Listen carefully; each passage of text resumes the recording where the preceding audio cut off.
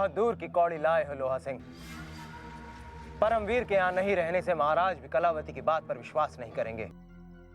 महामहिम, यदि वो हमारी सहायता करने के लिए तैयार हो जाए तो हम कलावती तक बहुत आसानी से पहुंच सकते हैं। किंतु हमारी समझ में ये नहीं आ रहा है कि कलावती रूपनगर को छोड़कर क्यों जाएगी। वर्षों के पश्चात उसे हमारे विरुद्ध अभियोग चलाने का मौका मिला था। विजयगढ़ पहुंचते ही तुम डाकू नहीं अपितु राजकुमारी दुर्गेश्वरी कहलाओगी। हम तुम्हें अपनी युवरानी बनाएंगे। तेरा शीश प्राप्त करने का ये स्वप्न हम कभी पूर्ण नहीं होने देंगे। भैरवनाथ की आंखों में धूल झोंकना इतना आसान नहीं है। याद रखना, जिस दिन वो तांत्रिक हमें दिख गया, हम उसका शीश काटकर अलकापुरी के चौराहे पर लटका देंगे। हम अपनी होने वाली राजकुमारी चंद्रमुखी का मुखड़ा देखना चाहते हैं। बुलाओ इसे। कन्या, मेरा मतलब है युवती, रुको, हम आते हैं। वो रुक रही है, चलो। आज भाग्य साथ दे रहा है सावित्री। बिना खोजे ही हमारे समीप एक नहीं दो मनुष्य चले आ रहे हैं। दो मनुष्य को देखकर आज भैरवनाथ अवश्य ही प्रसन्न हो जाएंगे। प्रतीत होता है कोई भटके हुए पथिक है। काफी थके हारे भी लग रहे हैं। इन्हें मूर्ख बनाना काफी आसान होगा। तुम कौन हो और इस भयानक जंगल में भटक क्यों रही हो? हम इस जंगल में भटक नहीं रहे हैं। हम तो यहाँ सैर करने के लिए आए हैं और हमारा नाम सावित्री है। सुंदर, अति सुंदर, जैसा नाम वैसे ही रूपवान। किंतु हे सुंदरी, तुम्हें इस भयानक जंगल में रात्रि के समय सैर करते हुए डर नहीं लगता? डर कैसा? हमारे गुरुदेव का आश्रम यही समीप ही है। और वहाँ पूजा करने के पश्चात हम सदैव यहाँ सैर करने आते हैं। अच्छा। किंतु आप दोनों को हमने यहाँ पहली बार देखा है। आप लोग कहाँ से आ रहे हैं और किस दिशा जाना है? ये हमारे महाराज भानु प्रताप सिंह हैं और हम अलकापुरी। हमें रूपनगर जाना है, किंतु मार्ग भटक गए हैं। रूपनगर का मार्ग भूल भुलैया है। क्या आप रूपनगर का मार्ग जानती हैं? अवश्य महाराज। रूपनगर की सीमा यहाँ से काफी दूरी पर नहीं है। आप दोनों रूपनगर की सीमा के काफी निकट आ चुके हैं। अच्छा, तो बताओ रूपनगर का पथ किधर है? हम आज ही रूपनगर पहुँचना चाहते हैं। किंतु रात्रि के अंधकार में रूपनगर की सीमा पार करना कठिन होगा महाराज। वहाँ कड़ा पहरा होता है और यदि आप दोनों को किसी ने देख लिया तो आपके शीश काटकर फेंक दिए जाएंगे। यदि सवेरा होने तक की प्रतीक्षा कर सकते हैं आप लोग, तो हम स्वयं ही आप लोगों को रूपनगर की सीमा तक ले जाएंगे। हम सवेरा होने तक प्रतीक्षा तो कर सकते थे, किंतु रात्रि में विश्राम के लिए कोई उचित स्थान खोजना होगा। इसीलिए हम चाहते हैं कि हम रूपनगर की ओर कूच करते रहें। अरे आप तो हमारे अतिथि हैं। हम आपको किसी संकट में नहीं डालना चाहेंगे। आप चाहें तो हमारे आश्रम में विश्राम कर सकते हैं और सवेरा होते ही आप रूपनगर पहुंच जाएंगे। हाँ, सरकार, ये युवती ठीक ही तो कह रही है। इधर उधर भटकने से अच्छा है कि हम इसके आश्रम में इसके साथ चले जाएं। अब एक रात्रि की तो बात है, सवेरा होते ही तो हम रूपनगर में होंगे। ठीक है जोरावर, तुम इतना कह रहे हो तो हम इनके आश्रम में विश्राम कर लेते हैं। हम वैसे भी बहुत थक गए हैं, किंतु सवेरा होते ही हम रूपनगर की ओर कूच करेंगे। देखा, हमारे सरकार आपके आग्रह पर आपके आश्रम में रुकने को तैयार हो गए। अब ले चलिए अपने आश्रम में, चलिए। तो आइए। वैसे भी अभी हमारे गुरुदेव जाग ही रहे होंगे और रूपनगर जाने से पहले आप लोग उनका आशीर्वाद ले लें तो काफी अच्छा रहेगा। गुरुदेव का आशीर्वाद पाकर आपके सारे कष्ट दूर हो जाएंगे, क्योंकि हमारे गुरुदेव ने यह आश्रम आप जैसे भटके हुए पथिकों के लिए ही तो खोला हुआ है। आइए, चलिए।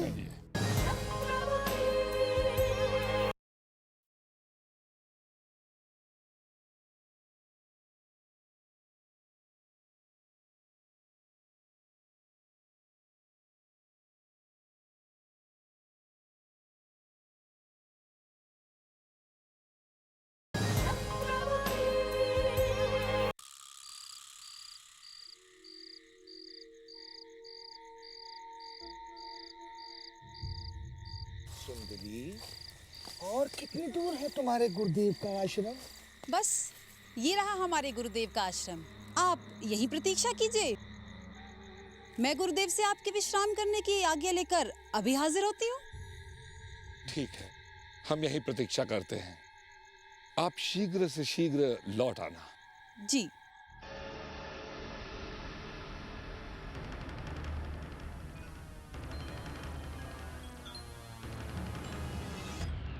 सरकार, लगता है हमारे दिन फिरने वाले हैं। मुझे तो ऐसा प्रतीत होता है कि जैसे रूपनगर में राजकुमारी चंद्रमुखी अपने हाथों में थाल लेकर दिया जलाकर आपके आने की प्रतीक्षा कर रही हो, और आप घोड़े पर सवार दूल्हा बने हुए चले जा रहे हैं। इतने उतावले मत बना करो जोरावर। अभी तो हम रूपनगर पहुंचे तक नहीं।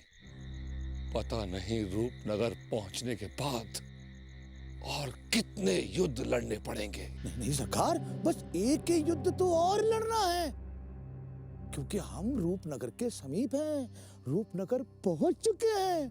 सरकार, यदि आप बुरा ना माने तो एक बात कहूं। कहो। सरकार, क्या है कि आप तो रूपनगर पहुंचकर राजकुमारी चंद्रमुखी से विवाह कर लेंगे, उन्हें लेकर अलकापुरी लौट जाएंगे। मैंने सोचा कि मैं भी उस विश्व सुंदरी अर्थात सावित्री से विवाह करके यही रह जाऊं। यदि आप मुझे रूपनगर की बागडोर सौंप दे तो मैं भी अपना जीवन सही से व्यतीत। जोरावर सिंह, अपनी खाल में बने रहो। याद रखना कि युवराज हम हैं, तुम नहीं। राजकुमारी चंद्रमुखी से विवाह करने के बाद हम रूपनगर और अलकापुरी दोनों को एक राज्य बना देंगे। और यदि दोबारा तुमने ऐसी मूर्खता की बात की तो तुम्हें हम अकेले इस जंगल में छोड़कर और अकेले चले जाएंगे। सरकार, ऐसा मत करिएगा सरकार, मैं आपके बिना जीवित नहीं रह सकता। जहां सरकार रहेगी वहीं उनका सेवक रहेगा। सरकार, ये सावित्री अभी तक आई क्यों नहीं? जाओ, जाकर देखो क्या हो रहा है।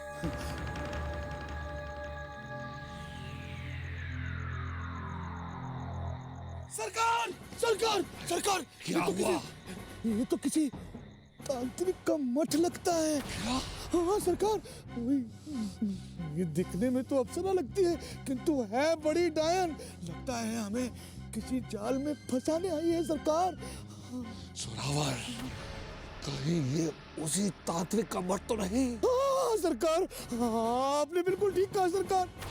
सरकार, ऐसा ना हो कि हमारा शीश हमारे धड़ से अलग हो जाए सरकार। मुझे तो अभी से ऐसा प्रतीत होता है कि मेरा शीश मेरे धड़ पर नहीं है। क्या आपको मेरा शीश दिखाई देता है? मूर्ख हो तुम। एक सुंदर कन्या को देखते ही अंधे हो गए। इतना भी नहीं पहचान पाए कि वो कोई मायावी शक्ति है, और उससे शादी तक करने को तैयार हो गए। सरकार, भूल हो गई सरकार। इससे पहले कि वो तांत्रिक को लेकर यहाँ आ जाए और हमें बिना शीश के भागना पड़े, चलिए निकल चलते हैं। अबे गधे, इस ओर। भागो रे भागो, भागो रे भागो, अरे भागो भागो। युवराज,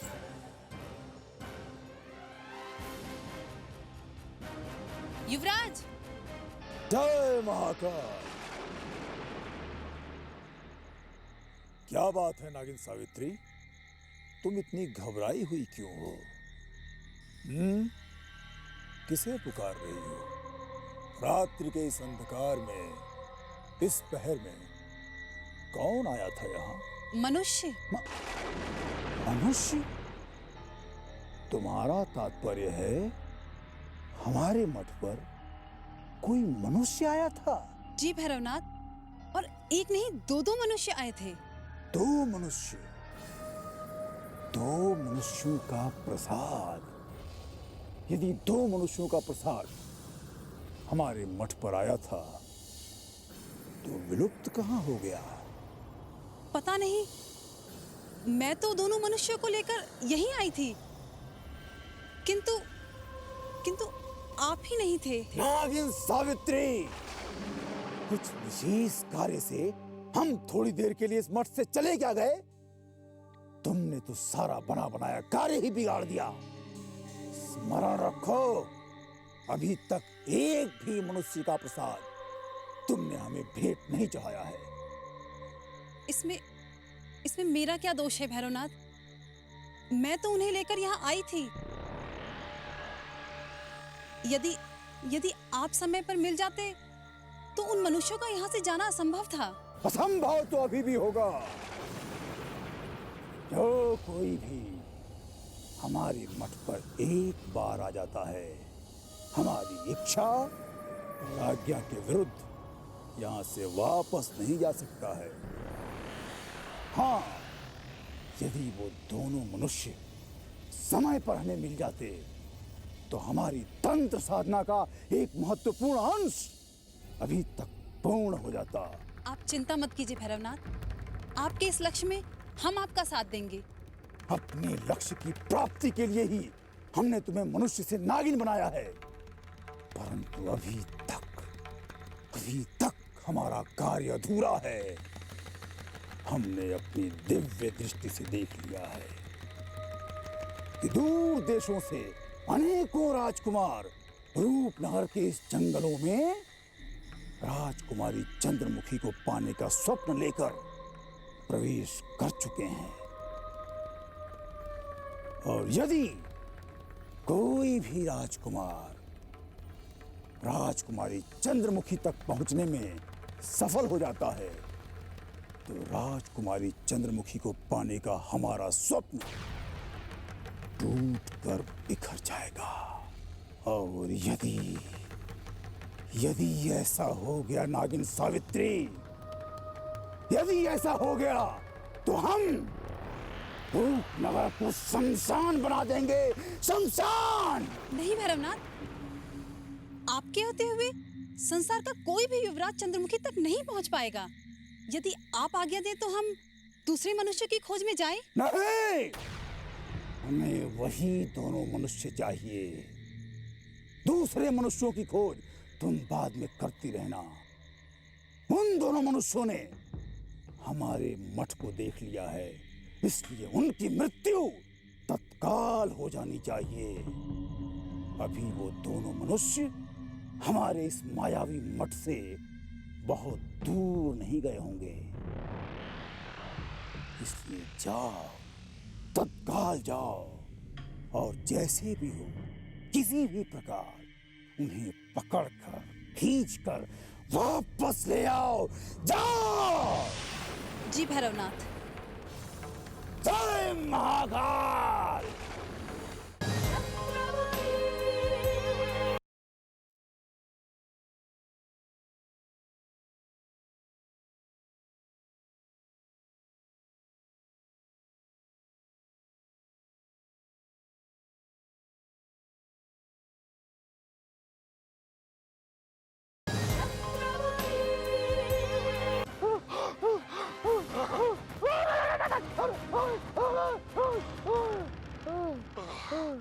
जोरावर, हमारे शीश पर खतरे मंडरा रहे हैं।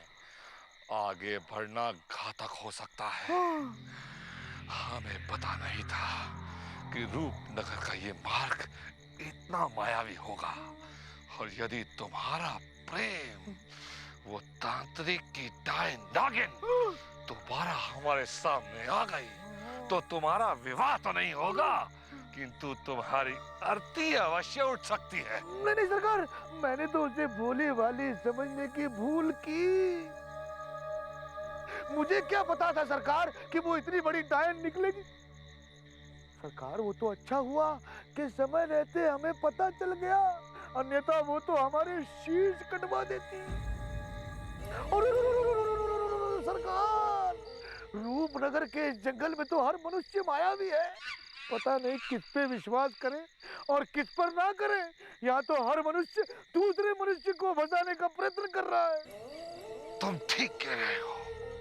यदि हमें पता होता कि रूपनगर का ये मार्ग इतना मायावी और भयानक है तो अलकापुरी से निकलने से पूर्व हम अपनी आधी सेना को अपने साथ ले चलते और जहां भी कोई खतरा अपना शीश उठाता उसे कुचलकर तहस नहस कर देते। किंतु हमने स्वयं सारे खतरों को झेला है और बाकी के बचे कुचे खतरों को भी हंसते खेलते झेल जाएंगे, क्योंकि हम रूपनगर के बहुत समीप पहुंच चुके हैं। नहीं नहीं नहीं नहीं नहीं नहीं सरकार, वो तो उसने हमें फंसाने के लिए झूठ बोला था कि हम रूपनगर के समीप हैं। सरकार, हमें तो ये भी नहीं मालूम कि हम रूपनगर की ओर जा रहे हैं या कि अलकापुरी की ओर लौट रहे हैं। सरकार, कहीं ऐसा तो नहीं कि गोल गोल रानी और इतना इतना पानी एक ही जगह पर गोल गोल घूमकर भटक रहे हैं और अपना समय नष्ट कर रहे हैं? नहीं, समय नष्ट करने की आदत तुम्हें है जोरावर सिंह, हमें नहीं। हमारा एक एक पल बहुमूल्य है। यदि इतनी कठिनाइयां नहीं आई होती तो अब तक हम रूपनगर में होते। किंतु याद रहे कि हम रूपनगर की सीमा के बहुत समीप पहुंच चुके हैं। नहीं सरकार, यदि आप कह रहे हैं तो सत्य ही कह रहे होंगे, किंतु पता नहीं कौन सी घड़ी थी जिस घड़ी में हम अलकापुरी से रूपनगर के लिए निकले थे। न जाने किसका भयानक मुख देखकर निकले थे सरकार, कि हमारे पथ में बाधाएं बाधाएं, कठिनाइयां ही कठिनाइयां। आज ही देख लीजिए, दिन में दो संकटों का सामना करना पड़ा। तांत्रिक ने छोड़ा तो नागिन ने घेरा। हे प्रभु, ये तेरा कैसा फेरा, नीम से गिराया और बबूल में अटकाया। सरकार, कहीं ऐसा तो नहीं कि वो नागिन हमारा पीछा कर रही हो? सरकार, सरकार, सरकार, आप कहाँ खो गए? जोरावर, हमें स्मरण है कि अलकापुरी से निकलते समय हमने अपने पिताश्री का आशीर्वाद लिया था और उसी लिए हम पर कठिनाइयां ही कठिनाइयां टूट रही हैं। वो बुढ़ा अंधा तो हो ही गया है। हमें पूर्ण विश्वास है कि जब हम लौटेंगे वो मृत्यु को प्राप्त हो चुका होगा। हे प्रभु, सरकार की वाणी को सत्य कर देना। यदि आपकी वाणी सत्य हो गई सरकार, तो आप तो बनेंगे महाराज और मैं बनूंगा आपका मुख्य सेनापति। हाँ जोरावर, परंतु हमें लगता है कि अब हमें और आगे नहीं बढ़ना चाहिए।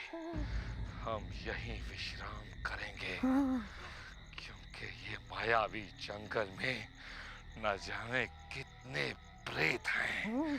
पता नहीं कब कौन हमारे सामने आ जाए। सरकार, आपने तो मेरे मन की बात छीन ली। जितने भी संकट हमने झेले हैं सरकार, रात्रि में ही झेले हैं। इसलिए रात्रि को करते हैं विश्राम और दिवस में निकलेंगे रूपनगर की ओर। ठीक कह रहे हो जोरावर। सवेरे का सूर्य उदय होते ही हम रूपनगर की ओर कूच करेंगे। बस।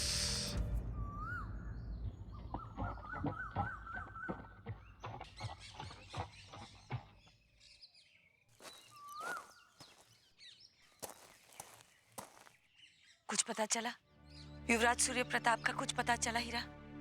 नहीं दुर्गेश्वरी, हमारे सारे गुप्तचरों ने कहा कि उन्हें सूर्य प्रताप सिंह का कहीं भी पता नहीं चला है। कहीं भी पता नहीं चला? पता नहीं वो कहाँ भटक रहे होंगे। यदि कुंवर सूर्य प्रताप रूपनगर के जंगलों में कहीं भटक रहे होते तो हमारे गुप्तचरों की दृष्टि कभी ना कभी तो उन पे अवश्य पड़ती, किंतु हमारा एक भी गुप्तचर उन्हें नहीं देख पाया है। कुंवर सूर्य प्रताप तो नहीं मिले, किंतु एक भयानक सरकटा मनुष्य अवश्य दिखाई दिया, जो रातों को अपने शीश की खोज में भटकता रहता है। यानी तुम्हारे गुप्तचरों ने उसी मनुष्य को देखा है जिसे भैरवनाथ ने बंदी बनाया हुआ है? इसका तात्पर्य ये हुआ कि तुमने भी उस मस्तक विहीन मनुष्य को देखा है? दुर्गेश्वरी, हमने उसे बहुत करीब से देखा है। वो बहुत ही भयानक है। उसके एक हाथ में तलवार और दूसरे हाथ में हमेशा मशाल रहती है। दुर्गेश्वरी, कहीं उसी ने हमारे भाई सूर्य प्रताप को समाप्त तो नहीं कर दिया? अन्यथा इतने सारे गुप्तचरों के पश्चात वो किसी को दिखाई ना दे। नहीं कुंवर, शायद तुम अपने भाई की शक्तियों को पहचानने में बहुत भारी भूल कर रहे हो। जिस कुंवर सूर्य प्रताप को रूपनगर की सेना नहीं हरा सकी, उसका एक मस्तक विहीन मनुष्य क्या बिगाड़ लेगा? दुर्गेश्वरी, ये मस्तक विहीन मनुष्य कोई साधारण मनुष्य नहीं है। भैरवनाथ ने इसके अंदर इतनी शक्तियां भर दी हैं कि ये बिना मस्तक के जीवित है और इसके सामने जो कोई भी आता है वो उसे काट कर फेंक देता है। इसकी ये शक्तियां हमने अपने इन्हीं नेत्रों से देखी हैं। तुमने जो देखा वो सत्य ही होगा कुंवर, लेकिन उसकी शक्तियां सूर्य प्रताप को परास्त नहीं कर सकती। मेरे नेत्रों ने सूर्य प्रताप की शक्तियों को देखा है और मैं यकीन के साथ कह सकती हूँ कि इस जंगल की मायावी शक्तियां भी उनका कुछ नहीं बिगाड़ सकती। ये तुम कैसे कह सकती हो? भला मायावी शक्ति पे किसका बस चला है? हो सकता है सूर्य प्रताप सिंह किसी और माया जाल में फंस गए हों। दुर्गेश्वरी, इस पथ पर इतनी मायावी शक्तियां हैं जिन्हें गिना भी नहीं जा सकता। जानती हूँ कुंवर, किंतु सूर्य प्रताप एक ऐसा योद्धा है जिसे बंदी नहीं बनाया जा सकता। उनका आत्मविश्वास और सूझबूझ उन्हें कभी बंदी नहीं बनने देगा। अपने भाई के प्रति तुम्हारा ये अटूट विश्वास देखकर हमें बहुत राहत मिली दुर्गेश्वरी। हमने इस मायावी पथ को समीप से देखा है, इसीलिए हमें उनकी चिंता सता रही है। ना जाने वो किस हाल में होंगे और हमें ये भी नहीं पता कि हम उन्हें अब खोज पाएंगे या नहीं। दुर्गेश्वरी के होते हुए कभी निराश मत होना कुंवर। विश्वास करो, तुम्हें वापस पाने के पश्चात कुंवर सूर्य प्रताप को खोज निकालना ही दुर्गेश्वरी का अंतिम लक्ष्य है।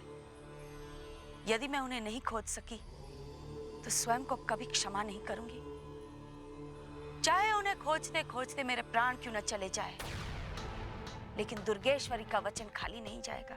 दुर्गेश्वरी, अब हमारा आत्मविश्वास लौट आया है। दूर कहीं एक आशा की किरण दिखाई दे रही है और हमें विश्वास है कि अब ये मायावी जंगल हमें हमारे भाई तक पहुंचने से नहीं रोक सकता है। और अब बिना समय नष्ट किए हमें जल्द से जल्द रूपनगर की ओर प्रस्थान करना चाहिए। और मुझे पूरा भरोसा है कि कहीं ना कहीं पथ में हमें सूर्य प्रताप अवश्य मिल जाएंगे।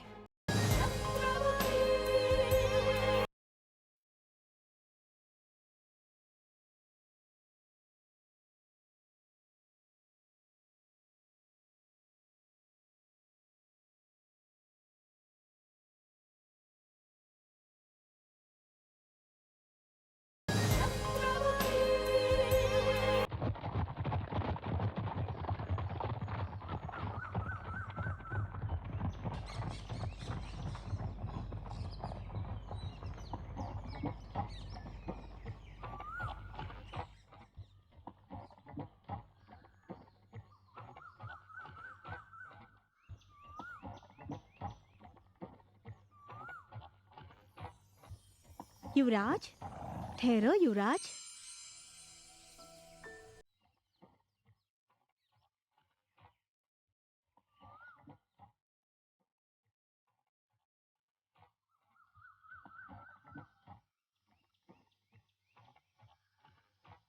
कौन हो तुम? मैं परी, परी परागिनी। परी परागिनी, तुम फिर एक नए रूप में आ गई। हाँ युवराज, ये मेरा और एक नया रूप है। इस जंगल की मायावी शक्ति को भ्रमित करने के लिए मुझे अनेक रूप बदलने पड़ते हैं। तुम्हें रूपनगर की तरफ जाते हुए देख के मैं तुमसे मिलने चली आई। हमें खुशी है कि हम सही पथ पर चल रहे हैं। अब रूपनगर कितना दूर रह गया होगा? रूपनगर तो अभी कोसों दूर है युवराज, लेकिन तुम्हारा वहाँ पे जाना भी व्यर्थ है। तुम वापस चले जाओ। हम वापस लौट जाएं? किंतु क्यों? इतना परिश्रम और कष्ट उठाने के पश्चात हम यहाँ तक पहुँचे और तुम कह रही हो कि हम वापस लौट जाएं? ये मैं तुम्हारे भले के लिए कह रही हूँ युवराज। अब तुम्हारा रूपनगर जाने का कोई महत्व नहीं रह गया है, क्योंकि तुम्हारे भाई विजेंद्र प्रताप सिंह बहुत पीछे छूट गए हैं। विजेंद्र प्रताप सिंह पीछे छूट गए? ये कैसे संभव है? हम तो स्वयं इसी पथ पर रूपनगर की ओर आगे बढ़ रहे हैं, किंतु वो हमें दिखाई नहीं दिए। इस मायावी जंगल की भूल भुलैया भी बहुत विचित्र है। जो दिखाई देता है वो सत्य से दूर होता है, और जो नहीं दिखाई देता है उसमें रहस्य छिपा होता है। हो सकता है कि भाई तुम्हारे बहुत करीब से गुजरे हो और तुम्हें दिखाई नहीं दिए हो। ये नहीं हो सकता। विजेंद्र प्रताप सिंह हमारे भाई हैं। हम अपने भाई को अंधेरे में भी पहचान सकते हैं। यदि वो हमारे सामने आ जाते तो हम उन्हें साथ लेकर अपने राज्य वापस लौट जाते। झूठ बोलती हो तुम। ये तुम क्या कह रहे हो युवराज? मैं तुमसे असत्य क्यों बोलूंगी? मैं तुम्हें सही पथ दिखाने के लिए बार बार चली आती हूँ और तुम मुझ पर ही विश्वास नहीं कर रहे हो। अब हमें किसी पर विश्वास नहीं रहा। यहाँ कोई किसी से सत्य नहीं बोलता। तुम भी अपना रूप बदल बदल कर सामने आ जाती हो। लगता है तुम भी रूपनगर की कोई माया हो। तुम उसी पर अविश्वास कर रहे हो जो तुम्हारा कदम कदम पर साथ दे रही है। पता नहीं चलता कि तुम हमारा साथ दे रही हो कि हमसे छल कपट कर रही हो। रूपनगर के इतने समीप आने के पश्चात भी तुम हमें वापस लौटने के लिए कह रही हो। अब हम तुम्हारे छल कपट में नहीं आएंगे, चाहे कुछ भी हो जाए। अब हम वापस नहीं लौटेंगे। आगे बढ़ोगे तो निश्चित रूप में मृत्यु तुम्हारी प्रतीक्षा में खड़ी रहेगी। किंतु अब तुम अपना विवेक खो चुके हो, इसीलिए मेरा सत्य भी तुम्हें असत्य लग रहा है। अब मैं तुम्हें कुछ भी नहीं बोलूंगी। जहाँ जाना है जा सकते हो। मैं भी जा रही हूँ। ठहरो, परिपराग्नि, ठहरो। समझ में नहीं आ रहा क्या करें। परिपराग्नि की बातों पर विश्वास ना करके कहीं हमने कोई भूल तो नहीं कर दी। अब चाहे पथ में हमें मृत्यु मिले या जीवन दान, जब तक हमें विजेंद्र प्रताप सिंह नहीं मिल जाते हम वापस नहीं लौटेंगे। दुर्गेश्वरी, हमें दूर दूर तक कोई नहीं दिखाई दे रहा।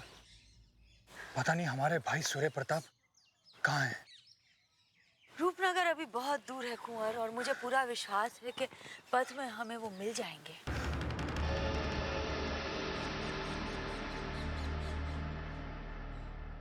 दुर्गेश्वरी, वो देखो सर कटा मनुष्य।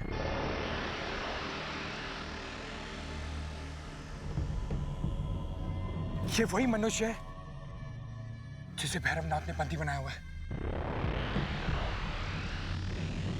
अभी पता लगाती हूँ, देखती हूँ कि मस्तक विहीन मनुष्य का क्या उद्देश्य है।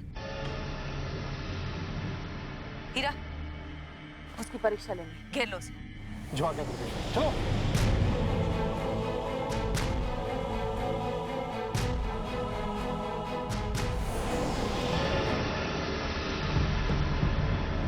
मनुष्य की गंध, मुझे एक नहीं अनेक मनुष्य की गंध आ रही है।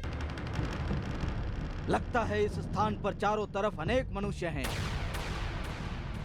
सही पहचाना तुमने। तुम्हारी चारों ओर मनुष्य ही मनुष्य हैं। लेकिन तुम कौन हो?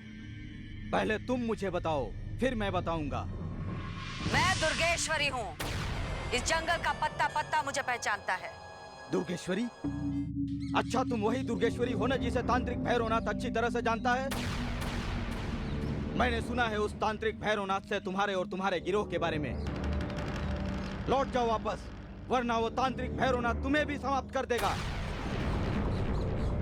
क्योंकि तुम्हारे सबके जीवन पर संकट मंडरा रहा है। संकट में हमारा नहीं अपितु तुम्हारा जीवन है। और भैरवनाथ आज तक दुर्गेश्वरी का कुछ नहीं बिगाड़ सका, अब क्या बिगाड़ेगा? यदि तुमने सत्य नहीं बताया तो तुम्हारा जीवन संकट में पड़ जाएगा। और क्या संकट आएगा दुर्गेश्वरी? जिस मनुष्य से उसका शीश छीन लिया गया हो, उससे बड़ा उसके जीवन में और क्या संकट आ सकता है? यदि तुमने हमें सत्य बताया तो हम तुम्हारी सहायता करेंगे। यदि असत्य बताया तो हानि तुम्हें ही उठानी पड़ेगी। देखो, हम तुम्हारे शत्रु नहीं हैं, इसलिए निडर होकर बोलो, तुम कौन हो और तुम्हारा उद्देश्य क्या है? आज पहली बार मुझे ऐसा लगा जैसे इस भयानक जंगल में मेरी कोई व्यथा सुनने वाला है। मैं ढोलपुर राज्य के मंत्री का पुत्र बादल सिंह हूँ। तो तुम ढोलपुर राज्य के मंत्री के पुत्र हो, फिर क्या कारण है जो तुमने घर छोड़ा? क्यों तुमने अपने ही हाथों से अपने पैरों पर कुल्हाड़ी मारने का दुस्साहस किया? क्यों? राजकुमारी चंद्रमुखी को पाने की लालसा ने मेरी ये दुर्गति बना दी है। मैं राजकुमारी चंद्रमुखी की सुंदरता को देखने का लालच रोक नहीं सका और उसे पाने के लिए बिना सोचे समझे रूपनगर के इन जंगलों में प्रवेश कर गया। मैं रूपनगर तो नहीं पहुंच सका, किंतु उस दुष्ट तांत्रिक भैरवनाथ के हाथों में अवश्य पड़ गया। उस दुष्ट तांत्रिक ने अपने स्वार्थ के लिए मेरा शीश काटकर कहीं छुपा दिया। प्रभावशाली शक्तियों को प्राप्त करके वो तांत्रिक राजकुमारी चंद्रमुखी से विवाह करने का स्वप्न देख रहा है। तब से आज तक मैं मनुष्य की खोज में इस जंगल में भटक रहा हूँ, ताकि अपना शीश प्राप्त करके मैं वापस अपने राज्य में चला जाऊं। हमें तुमसे पूरी सहानुभूति है, किंतु भय सिर्फ इस बात का है कि हमारे भाई सूर्य प्रताप को उस भैरवनाथ ने समाप्त ना कर दिया हो। नहीं, सूर्य प्रताप नाम के किसी भी युवराज को वो दुष्ट अभी तक बंदी नहीं बना पाया है। दुर्गेश्वरी, विधाता ने हमारी प्रार्थना सुन ली। हमारे भाई सूर्य प्रताप उस दुष्ट के चंगुल में नहीं फंसे। तुम्हारा भाई तो नहीं फंसा, किंतु उस दुष्ट ने एक मनुष्य के परिवार को नाग नागिन बनाकर बंधक बना लिया है। केवल इतना ही नहीं, उनके साथ साथ 2 युवतियां भी, रूपिणी और रागिनी, उसके चंगुल में फंसी हुई हैं। उस दुष्ट तांत्रिक भैरवनाथ ने उन सबको भी जंगल से मनुष्यों को बंदी बनाकर लाने का आदेश दिया हुआ है। दुर्गेश्वरी के रहते वो अब किसी को बंधक नहीं बना सकेगा। मैं उसका ढोंग कभी पूरा नहीं होने दूंगी। और यदि भैरवनाथ मुझे पथ में मिल गया तो तुम्हारा मस्तक उससे छीनकर मैं तुम्हें लौटा दूंगी। यह दुर्गेश्वरी का वचन है।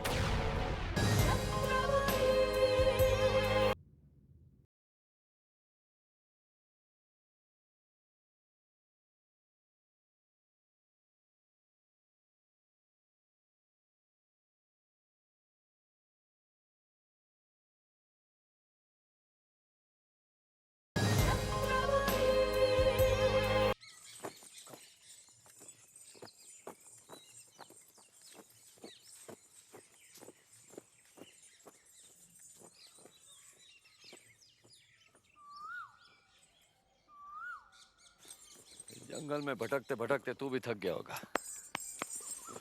तू भी थोड़ा विश्राम कर ले।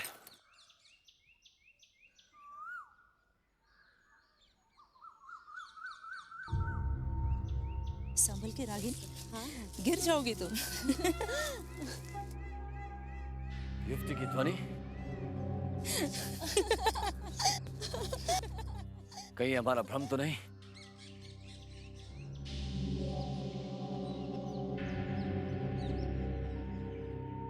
जंगल में वो युवती कौन चली जा रही है?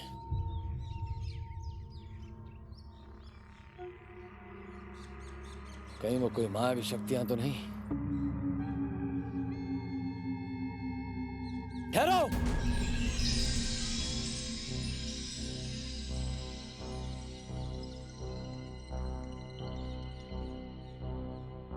कौन हो तुम और इस जंगल में कहां से आई हो? मैं रूपनी हूँ, ये रागिनी। हम दोनों समीप के गांव से यहाँ लकड़ियाँ चुनने आई हैं। किंतु आप कौन हैं? हम विजयगढ़ के युवराज हैं। रूपनगर के लिए निकले थे, किंतु इस जंगल में आकर पथ से भटक चुके हैं। आप रूपनगर के लिए निकले हैं? लेकिन रूपनगर इस दिशा में नहीं आता युवराज। रूपनगर का पथ तो हमारे गांव से होकर निकलता है। आप विपरीत दिशा में जा रहे हैं। हम गलत दिशा में जा रहे थे, इसीलिए विजेंद्र प्रताप से भेंट नहीं कर पाए। किंतु अब हमें सही दिशा मिल चुकी है। क्या आप हमें अपने गांव ले जा सकती हो, ताकि हम विश्राम भी कर सकें और गांव वासियों से रूपनगर का पथ पूछकर आगे की यात्रा कर सकें? क्यों नहीं युवराज, बाहर से आए हुए अतिथि का स्वागत करना हमारा कर्तव्य है। आइए ना युवराज, हम आपको अपने गांव ले चलते हैं। हमारा गांव बहुत समीप है। चंद कदम चलते ही हमारे गांव के मुखिया का घर आएगा और हमारे मुखिया से मिलते ही आपके सारे कष्ट दूर हो जाएंगे युवराज। ठीक है, हमें शीघ्र ही मुखिया से मिलवा दो। बहुत थक चुके हैं। आइए युवराज।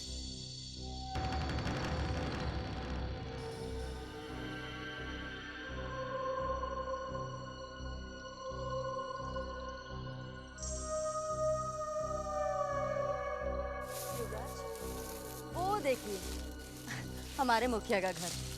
आपको देखकर हमारे मुखिया बहुत प्रसन्न हो जाएंगे। देखना, आपके स्वागत के लिए दौड़े चले आएंगे।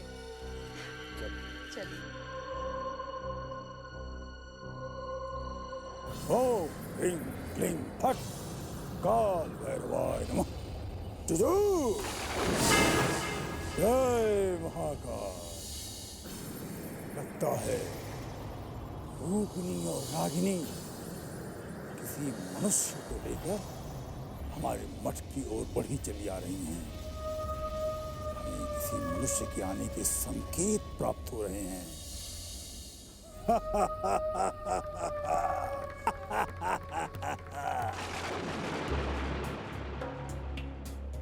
आओ आओ रूपिणी और रागिनी, भैरवनाथ के मठ पर तुम्हारा और इस नए अतिथि का स्वागत है। हम प्रसन्न हुए कि आज तुम एक मनुष्य का प्रसाद लेकर हमारे समक्ष प्रस्तुत हुई हो। हाँ, ये तुम दोनों हमें कहाँ ले आई हो? ये तो कोई भयानक तांत्रिक लगता है। नहीं नहीं युवराज, ये वास्तव में हमारे मुखिया है। नहीं, ये कोई तांत्रिक है। तुम दोनों ने हमारे साथ छल किया है। छल कपट के बिना आप हमारे वश में नहीं आते युवराज। छल से ही सही, किंतु हमने अपने गुरुदेव का कार्य पूर्ण किया। अब तुम यहाँ से भागकर कहीं नहीं जा सकते। हमें कोई नहीं रोक सकता कपटी युवती। हमारे पथ में जो भी आएगा हम उसी समय उसे समाप्त कर देंगे।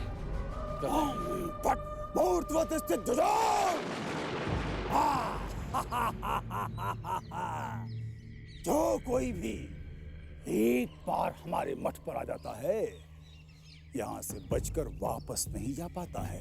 अब तुम भी यहाँ से बचकर वापस नहीं जा पाओगे, क्योंकि हमने तुम्हें अपना दास बना लिया है। अब तुम वही करोगे जो हम चाहेंगे। रूपनगर के जंगलों से मनुष्यों को पकड़ पकड़ कर तुम्हें हमारे समक्ष प्रस्तुत करना होगा। जय महाकाल। ओम ह्रीं क्लीं फट। उसी का मंत्र प्रभावी हो, प्रभावी हो, प्रभावी हो। जय महाकाल, जय काल भैरव। ये हम कहाँ आ गए? कौन है हम? कहाँ जाना है कुछ नहीं पता। तुम हमारे दास हो। हमारे आदेश का पालन करना तुम्हारा कर्तव्य है। हाँ गुरुदेव, हम आपके दास हैं। आपका आदेश हमारे लिए भगवान का आदेश है। कहिए क्या सेवा करें आपकी? तुम्हें रूपनगर के जंगलों से भटके हुए मनुष्यों को पकड़ पकड़ कर हमारे मठ पर लाना होगा। उन मनुष्यों का भोग काल भैरव को चढ़ाकर हम उन्हें प्रसन्न करेंगे। काल भैरव अवश्य प्रसन्न होंगे गुरुदेव। रूपनगर के जंगलों में आने वाले हर एक मनुष्य को हम वापस नहीं जाने देंगे। उन्हें देखते ही उन्हें पकड़ के आपके सुपुर्द कर देंगे। तथास्तु। शुभस्य शीघ्रम।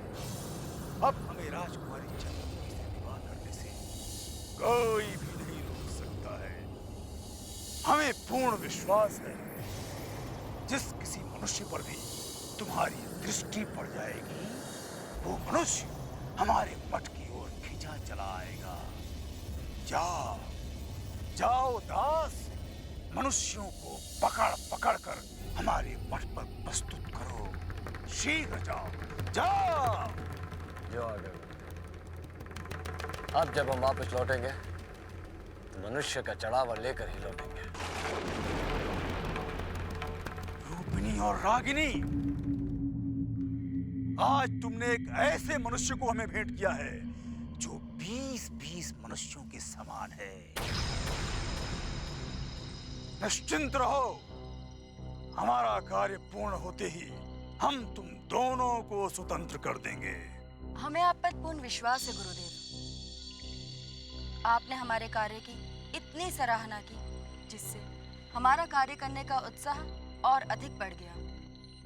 हमने तो कभी सोचा भी ना था गुरुदेव कि हमें इतनी जल्दी इतनी बड़ी सफलता मिलेगी। अब आप देखना, हम दोनों से बचकर कोई भी मनुष्य कभी भी नहीं जा सकता। जय महाराज।